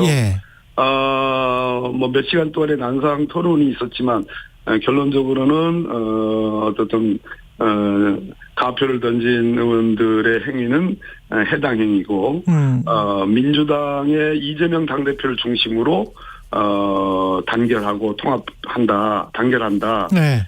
그리고 당을 지키겠다. 당의 안정을 회복하겠다. 이런 얘기는 이재명 당대표를 중심으로 그 지지를 확고히 하고 이재명 당대표를 중심으로 당을 정말 압도적 민주주의와 혁신을 기치를 내건 압도적 그런 다수의 흐름으로 만들어 가겠다라는 그런 결이거든요.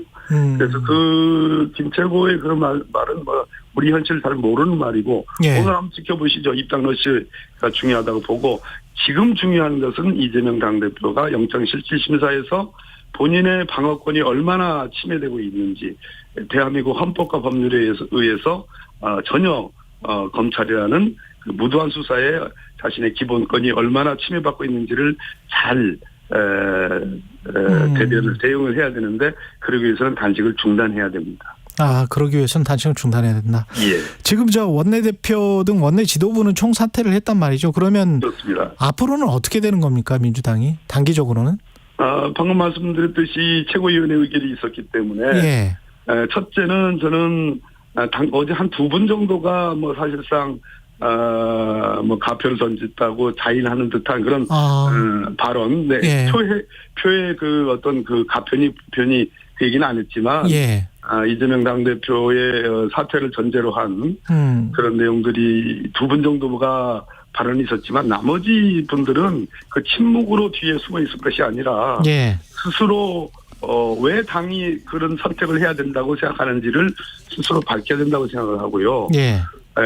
두 번째는 그런 속에서 민주당의 어떤 그 전체적인 지금의 정국을 바라보는 시각과 흐름을 잘 정리를 할 필요가 있고 뭐 더욱 강조합니다만 어찌됐든 이재명 당대표께서 단식을 중단하고 자신의 방어권을 어떻게 법원에 호소할 것인지 그것이 더욱 중요한 일이라고 생각합니다. 근데 그 직전에 그 국회에서 표결을 하기 직전에 박강원 원내대표와 만나서 어떤 이야기를 박강원 원내대표가 어떤 요구를 했습니까? 그 찌라시의 내용 혹시 보셨나요? 예, 내용은 알고 있습니다. 그거는 사실입니까? 아니면은 사실과 다릅니까? 확인할 수 없지만 그런 내용들이 의원들 사이에 설왕설래하고 있고 당원들에게 퍼져나가고 있는데요. 어찌됐든 이재명 숨길 수 없는 노릇이거든요. 이재명 당대표를 찾아갔지 않았습니까? 박강원 원내대표께서. 그리고 그 뒤에 의총에서 보고가 있었죠. 당을 통합적 기구를 구성해서 당을 통합적으로 운영한다라는 그러한 얘기도 있었단 말입니다. 그 전에 의원 방에 모 의원이 뭔가 어떤 제의 같은 것이 있었습니다. 그것으로 봤을 때 그 정도는 충분히 수용할 만한 그런 제의이기 때문에 소위 비명계라고 하는 이견을 갖고 있는 그 의원들도 어느 정도 이것이 수용이 되면 당이 통합적으로 안정적으로 유지가 되겠다, 안정적으로 운영이 되겠다, 또 부결이 되겠다라는 그런 기대가 있을 수 있었는데 그것이 결과적으로 놓고 보면 그 제의는 무엇이었던가 하는 의문을 갖지 않을 수가 없는 거죠. 그러면 그 구체적으로 그 제의를 한 분과 그 제의 내용이나 이런 거는 지금 남아 있는 거네요. 남아 있죠. 그럼 그 의원들 방에 다 남아 있었고 그 부분은 해명을 들어야 됩니다.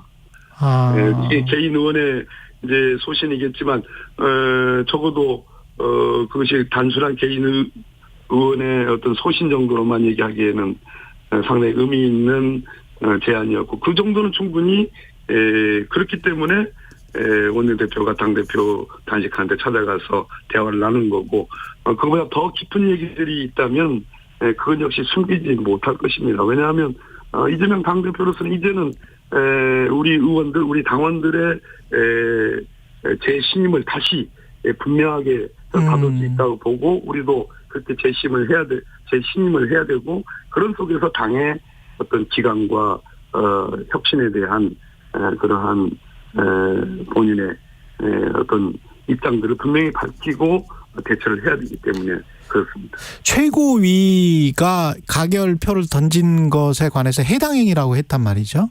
그렇습니다. 그러면 비명계 지금 말씀하신 거 종합해서 들어보면 비명계가 뭔가 공모를 했다는 의심도 갖고 계시는 겁니까? 1차와 2차의 기권표의 성격은 조금 다릅니다. 1차하고 2차하고.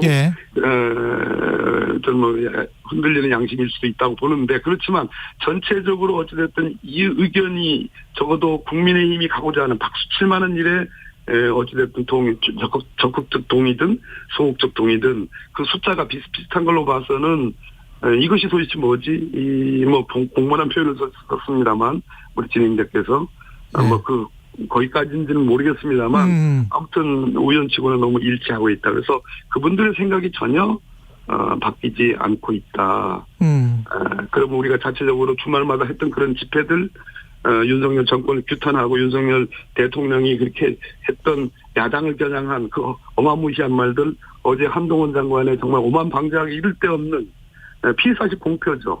왜냐하면 체포동의안 설명을 할 때에 구속영장은 첨부 자료로 의원들에게 알려주지만 거기에 증거의 내용들은 따라오지 않는 거거든요. 실제 제가 법무부 장관 할 때 증거의 개요들을 제가 보고받지 못했단 말입니다. 그러나 한동훈 장관은 언제나 증거를 다 설명하지 않습니다. 그것은 유죄의 심증을 주기 위한 것이죠. 단순한 검사들을 대행해서 검사들의 대표자로서 단순한 알리는 의안을 설명하는 정도를 넘어서는 피의사실 공표에 해당하는 그러한 태도를 보고서도 변함이 없는 그분들은 도대체 어떤 생각을 하고 있는 것인가. 그 점에 대해서는 참담하기 될 데 없고 저 자신은 정말 깊이 이런 정치를 이렇게 해야 되는가 하는 그런 어떤 자성의 성찰의 시간을 좀 가져야 되겠다는 생각도 갖고 있습니다. 여기까지 듣겠습니다. 박범계 더불어민주당 의원이었습니다. 고맙습니다, 의원님.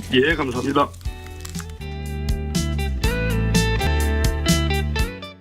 잠시 후 8시 반부터 일부 지역국에서는 해당 지역 방송을 보내드립니다.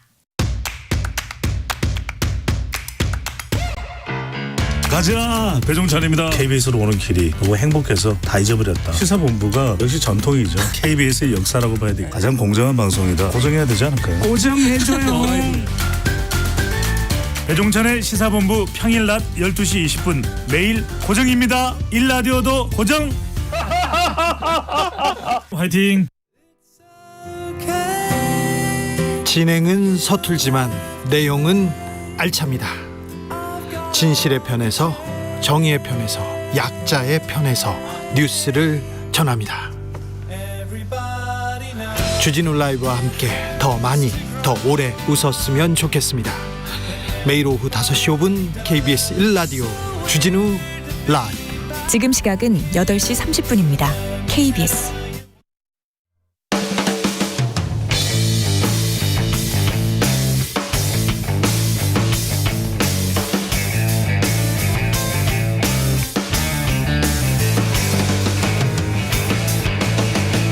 최경영의 최강 시사.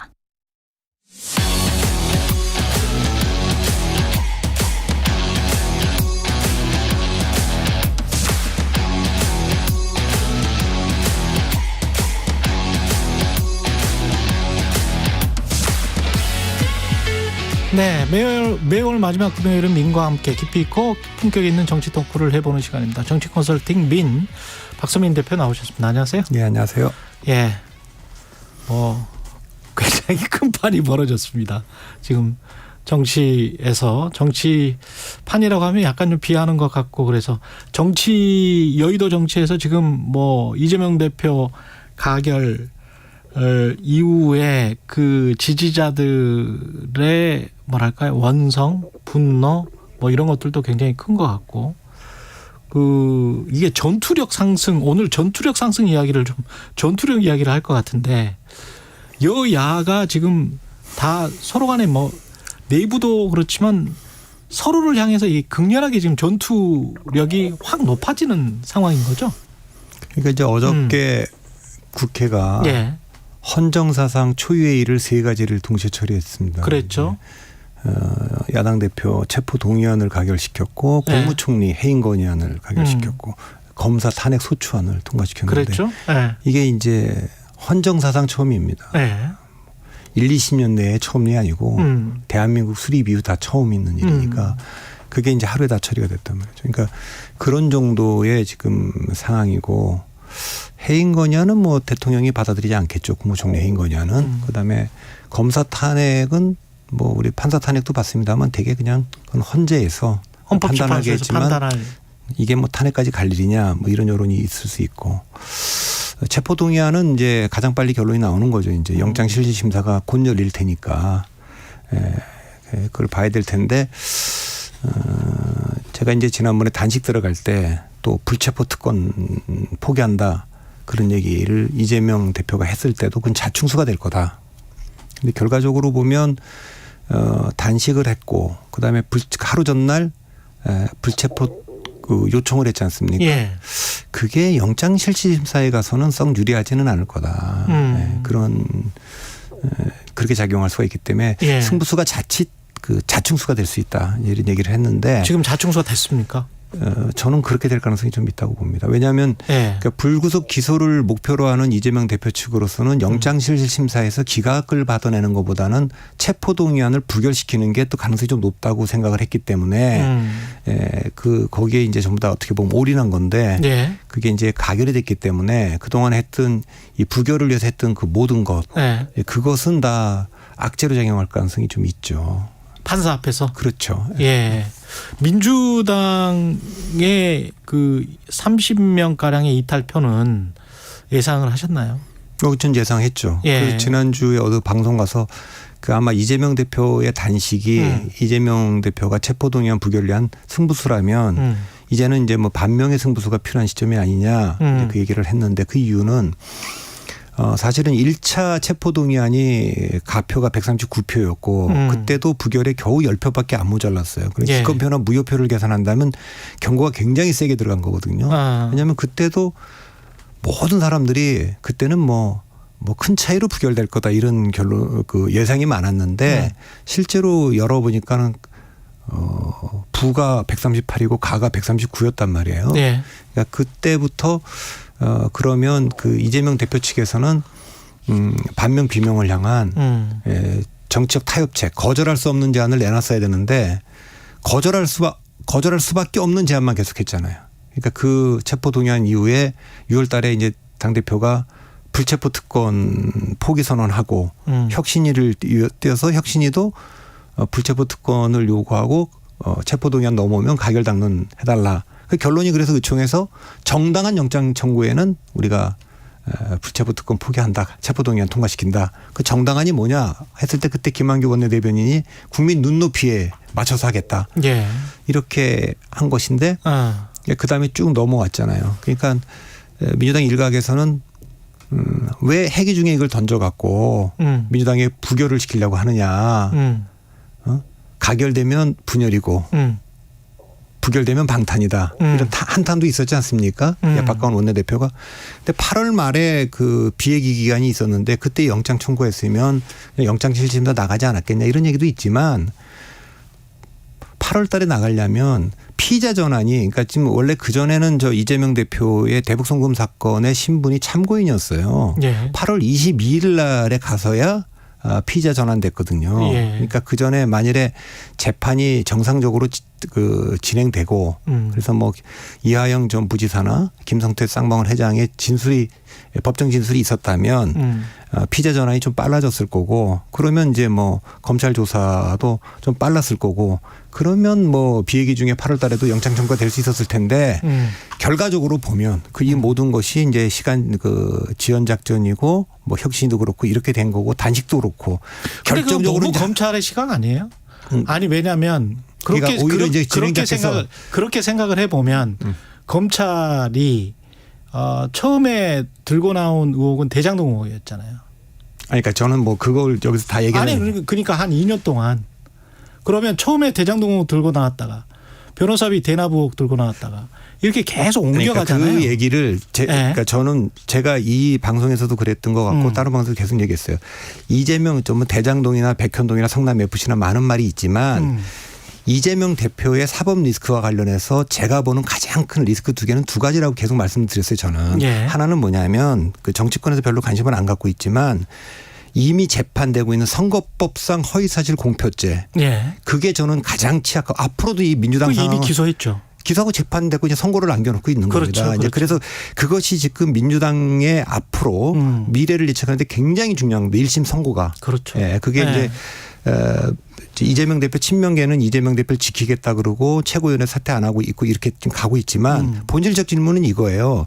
이재명 대표 체제로 총선 치를 수 있느냐? 그래서 승리할 수 있느냐? 이거거든요. 근데 선거법 위반은 이제 두 가지로 기소가 된 건데 하나는 내가 성남시장 시절 때는 이제 김문기라는 분을 몰랐다는 거하고 백현동과 관련해서 국토부에 압력이 있었다 이거거든요. 그렇죠. 그런데 이게 100만 원 이상의 형이 확정되면 이제 국회의원직도 그만둬야 되고 다음 대통령 선거 나올 수가 없고 피선거권이 그렇죠. 박탈되고 그렇죠. 민주당이 400 몇십억 그 국고부정 받은 걸 또 토해내야 되는 겁니다. 그러니까 이런 정도니까 예. 이런 정도는 대체적으로는 뭐 너무 그 중한 그 벌이니까 한 100만 원이 아니라 80만 원 줄 수도 있는데 그 전제는 이걸 인정하고 사과하고 반성하고 뭐 인정하고 반성하는 전제에서 그럴 수 있는 건데 지금까지는 인정하지 않는 방식으로 지금 왔단 말이에요. 이 사실을. 그러면 이제 재판에 다툴 텐데 이게 이제 100만 원 이상형이 나오게 되면 예. 물론 이제 2심도 있고 대법원 판결도 있겠지만 이재명 대표의 미래가 굉장히 어둡다고 판단을 이제 그 친명계 의원들조차도 하면 그 뭐 선고가 그것과 검찰이 다른 사건을 계속 이렇게 건드리는 것과 무슨 상관이 있죠? 그러니까 아까도 얘기했지만 예. 지금 그 사건만 요 대북 송금 사건만 놓고 보면 그러니까 대북 송금 사건에 대해서 지금 민주당 내 시각은 뭐냐면 이 사건을 회기 중에 굳이 던져서 그 우리를 분열시키려고 하는 거는 검찰의 정치행위다 이런 얘기가 있었어요. 그런 그러니까 주장을 하고 있죠. 그런 주장을 하고 있죠. 그리고 그런 주장이 일리도 있고 그런데 제가 보기에는 검찰이 그런 행위를 했을 거다라는 심증은 있지만 정확한 물증은 전 없다고 봅니다. 반대로 검찰 측이나 다른 반대 측에서는 민주당이 비회기 중에 이걸 청구하도록 하려면 재판정 행위를 재판을 방해하는 행위를 안 했어야 되는데 사법 방해를 안 했어야 되는데 8월 8일 날 그 김영태 변호사가 와서 사실상 그날 재판이 제대로 이루어지지 않았고 8월 15일 날은 강복 전이니까 재판이 없었고 그래서 결국 8월 22일 날 가서 피의자 전환이 된 거니까 어떻게 보면 반대 측에서는 이재명 측이 이걸 지연시키려고 한다라는 심증도 있고 물증도 있는 상황입니다. 그러니까 이거는 공정하게 객관적으로 양쪽의 입장을 다 봐서 봐야 되는 거지 한쪽의 입장만 보고 얘기하면 안 된다라는 말씀을 드리는 거죠. 그런 면에서 그런 면에서 저는 그 어떻게 보면 재판 지연행위라든가 단식이라든가 불체포 특권을 이거 좀 불체포 좀 해달라. 그러니까 그 체포동의안을 부결시켜달라고 한 것들이 체포동의안이 가결된 상황에서는 지금 그 상황이죠. 이 상황에서는 영장실질심사에서 그닥 이재명 대표에게 유리하지는 않을 것 같은 악재가 될 수도 악수가 될 수 있는 거 아닌가 그렇게 저는 보죠.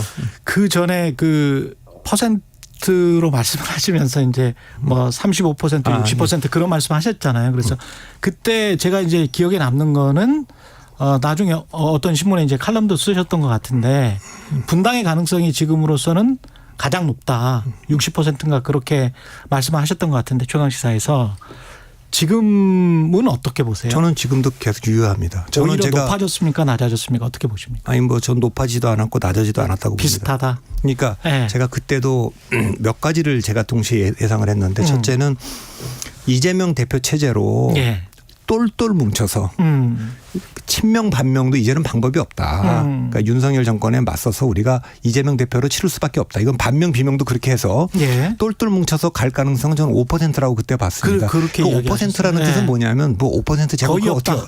그러니까 극히 가능성이 낮다라는 게 상징적 숫자입니다. 거의 없다. 그리고 이제 두 번째는 어떤 식으로든 그게 친명 비대위든 통합 비대위든 비대위로 전환해서 치를 가능성이 35%쯤 된다. 그거는 이제 제법 가능성이 좀 있다. 이런 뜻이고 나머지 60%는 사실 지금 그 민주당 내 리더십의 상황이나 지금 그 충돌의 양상이나 이런 걸 보면 그 과정 관리 비대위 전환 과정 관리 실패해서 분열할 가능성이 60% 이거 가장 가능성이 크다. 이제 이런 뜻입니다. 그러니까 여전히 저는 그 가능성이 크다고 보는데 이제 어저께 가결됐지 않습니까? 그래서 이거는 이제 이재명 대표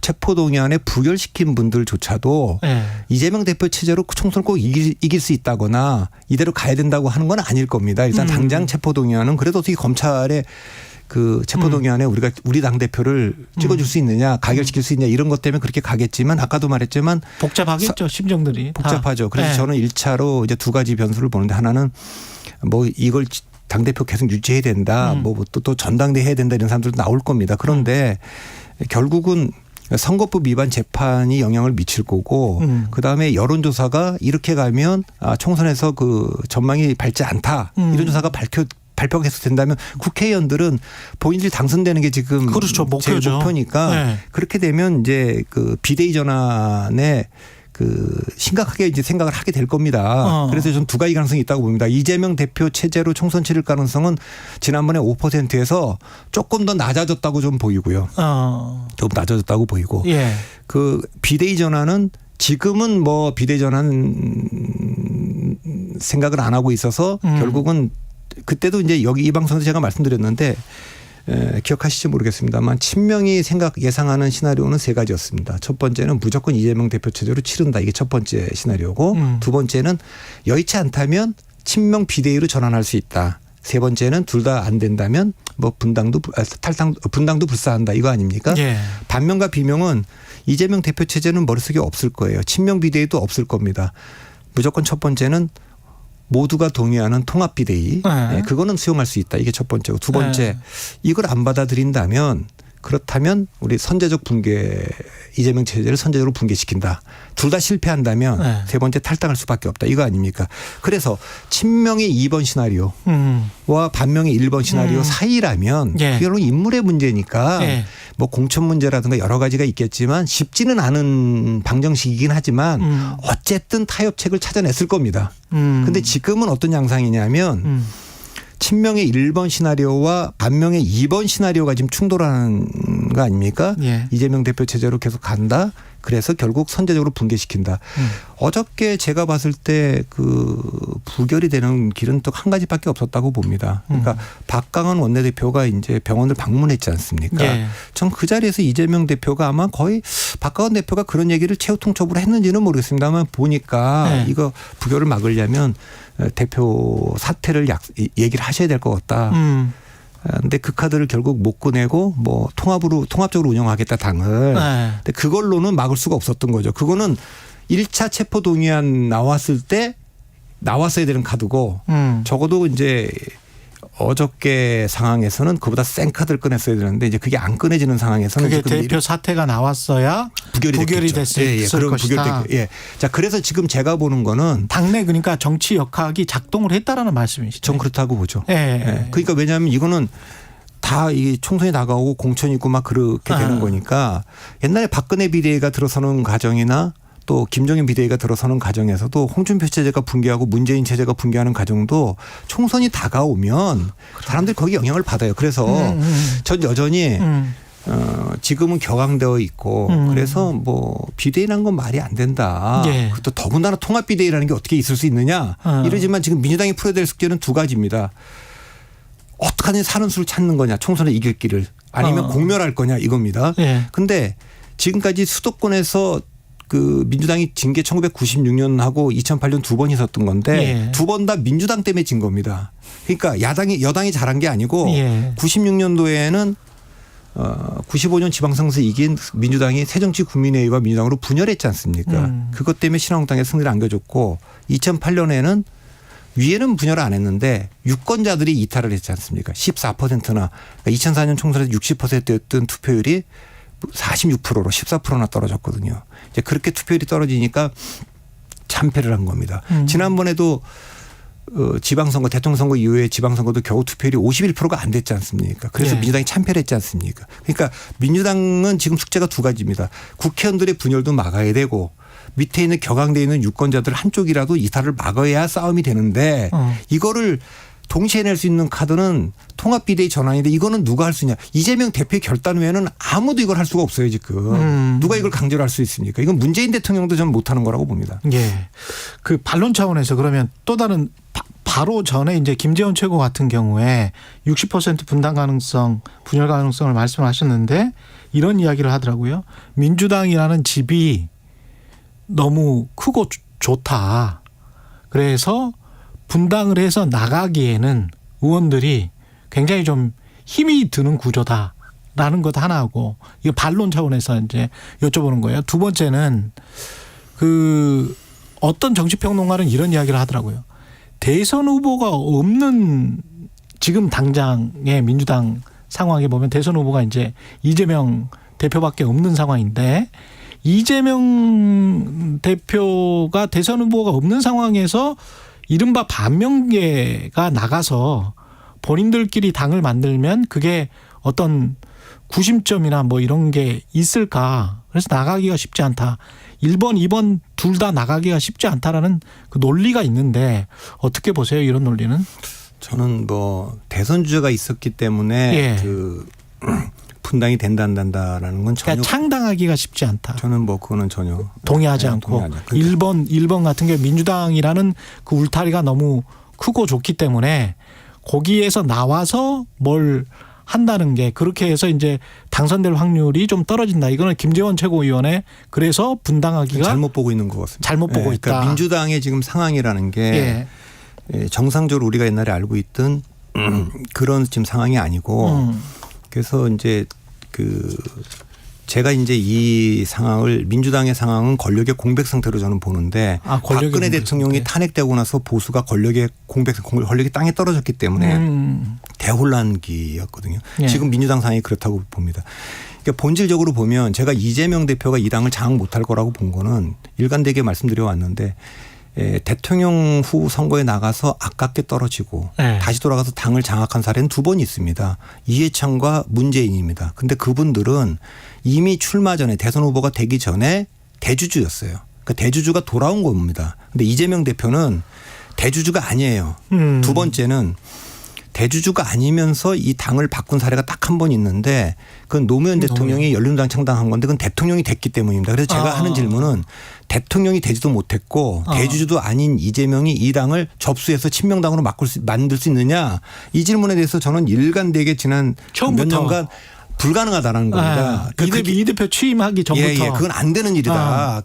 안 되는 일이기 때문에 이 당은 지금 일부 강성 지층들이 뭐 이렇게 당을 장악하고 우리가 뭐 공천률도 받고 이 당을 이렇게 바꾼다. 그게 그렇게 쉽지가 않습니다. 민주당의 역학구조상? 역학구도도 그렇고 점점 이제 어저께 이제 가결됐지만 시간이 가면 갈수록 그렇게 잘 안 됩니다. 그건 제가 전화에 뭐 박근혜도 뭐 안 된 겁니다. 그거는 다. 이제 그래서 지금 이재명 대표 측에 있는 분들도 이재명을 위해서 운명을 같이 하겠다는 몇 명 되겠습니까? 그분들은 이재명 대표 체제가 유지돼야만 본인들이 공천받을 수 있기 때문에 주장하는 거지 내년 총선이 끝났다고 칩시다. 이재명 대표가 구속이 되든 뭐든 관심 없습니다. 윤석열 대통령 옆에 있는 분들도 똑같습니다.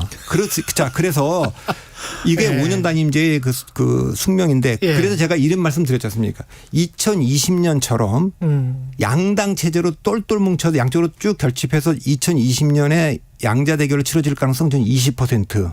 2016년처럼 가운데 제3당이 하나 더 나와서 여기서 이제 제3당이라는 경쟁력 있는 정당을 말하는 겁니다. 원내교섭단체 이상 할 수 있는. 20개 이상. 그런 정당으로 3자 구도로 치러질 가능성 40%. 96년도처럼 양쪽이 다 분열해서 4자 구도로 치러질 가능성 저는 그게 40% 정도 된다고 봅니다. 그러니까 지금 이 분열의 촉발점은 민주당이죠. 그러니까 국민의힘은 내부 동력이 분열할 힘도 없고 아무것도 없고 민주당이 분열하면 이제 그때부터 이제 모든 게 이제 시작되는 겁니다. 이제 국민의힘도 꿈틀거린다? 당연히 그렇게 되겠죠.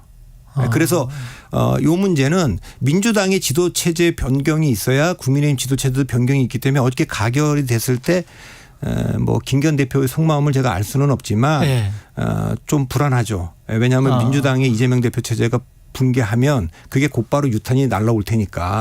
그것도 제가 그때도 말씀드렸잖아요. 민주당이 내부 동력이 없기 때문에 지난번 전당대회에서 국민의힘이 김기현 대표가 아니라 안철수 대표를 뽑았다면 더 일찍 붕괴했을 겁니다. 여기는 이재명 대표 체제가. 왜?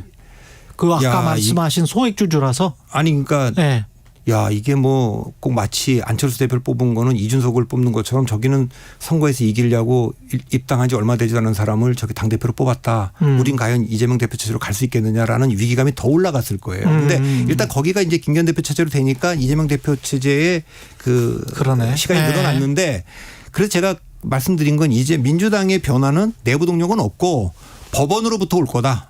그리고 국민의힘의 변화는 민주당으로부터 올 거다. 다 외력에 의해서 지금 동력을 찾을 수밖에 없기 때문에 출발점은 민주당일 텐데 민주당에 있는 지금 반명 비명계가 지금 뭐 통합 비대위로 타협을 못 해낸다면 공천 문제도 그렇거니와 여러 가지 문제 때문에 이 당에 남아 있을 수 있겠어요? 저는 뭐 못 남아 있을 거라고 봅니다. 탈당을 대선주가 있냐 없냐 뭐 힘이 있냐 없냐라는 거는 저는 이 동력이라는 게 여기서 뭐 바깥으로 나갈 힘보다 여기는 내모는 힘이 더 강하기 때문에 그건 뭐 어쩔 수 없는 선택이 될 가능성이 좀 상당히 좀 있다. 근데 국민의힘 입장에서도 다시 한번 그러면 반론을 펼쳐볼게요. 대통령의 그립감이 저렇게 강하고 만약에 나가거나 국민의힘에 어떤 총선에 저해되는 뭔가 행위를 했었을 때 그 상당히 어떤 탄압을 당할 가능성도 있지 않습니까? 지금 정부에서는 그런 상황에서 나와가지고 뭐 어떻게 해보겠다 그런 거는 그거는 뭐 저는 전혀 그렇지 않아요? 네, 그거는 이제 만일에 이제 민주당이 이제 분열하면 어차피 지니까 공멸하니까 우리가 같은 타협점을 찾자. 그러면 이제 민주당을 사랑하는 이제 옛날부터 이제 당원들부터 원로들부터 심지어는 강성 지지층들도 이대로는 안 되겠다. 이렇게 생각한다면 그래서 이제 뭐 통합비대위가 되면 이 국민적 그동안의 민주당을 향했던 그 부정적 시선이 이제 윤석열 정부와 국민의힘을 향하게 될 거고 이 에너지를 가지고 해낼 겁니다.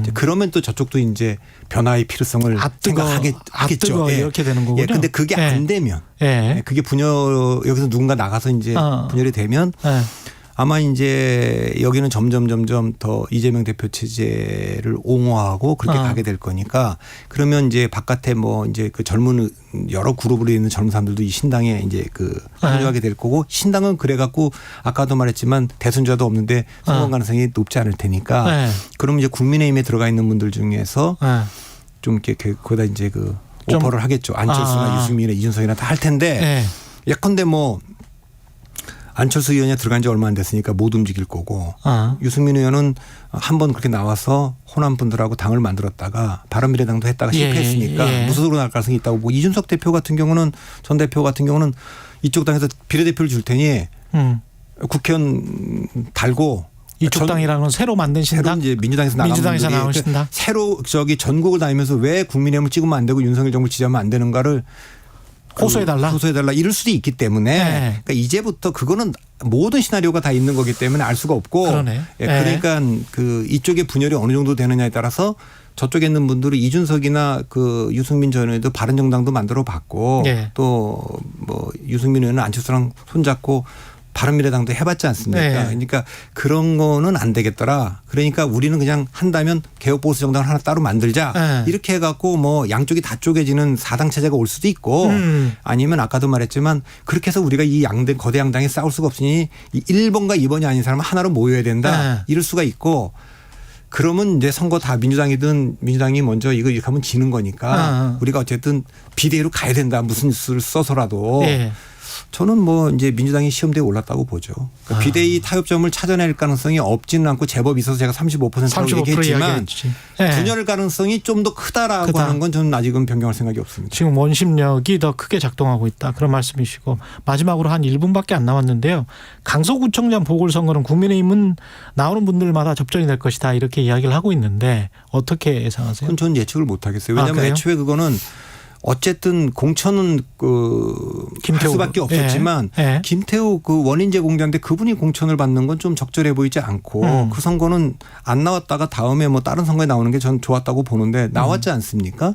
그런데 김기현 대표도 부담스러웠을 거예요. 아까도 말했지만 김기현 대표는 두 가지가 부담스러운 거거든요.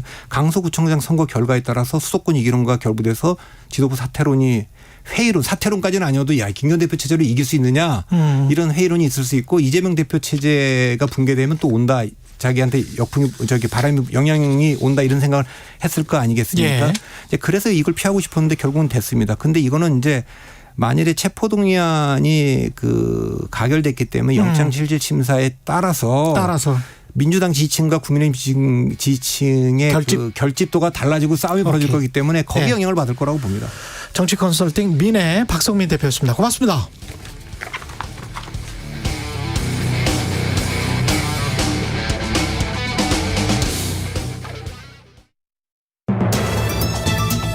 일상생활에서 유용한 가스.